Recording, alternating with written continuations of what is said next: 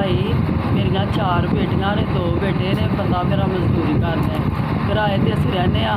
एक मेरा ना मेरा मियाँ बीमार है, उनका ऑपरेशन होया सिरनिया का, तो उनके कोलों काम कारोबार भी नहीं हुंदा, कदी हुंदा ते कदी नहीं हुंदा। घर कोई चीज़ नहीं खाण पीण वास्ते है।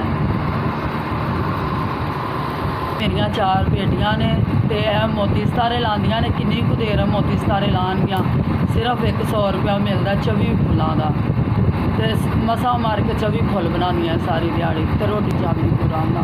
सर जी तुहाडी बड़ी मेहरबानी, अल्लाह ताला तुहानूं इन्ना कुछ दे। या एक मेरा आदमी है ते मेरिया 4 बेटियां ने, ते बेटे मेरे जिहड़े ने नशा करदे ने, ते कोई ते साडा आसरा नहीं है।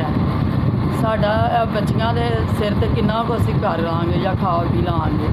कम करदियां किसे दे घर, वो भी कुछ नहीं दिंदे है। मैं किसे दे घर कपड़े धोन जानी आं, कम करन जानी आं, 100-200 दे दिंदे ने, ते जी मसा मार के रोटी दा होटल तो भी लियाई दे, घर पालन नहीं है। बच्चे आए ने, बेशक वेख सकदे ने मेरे घर।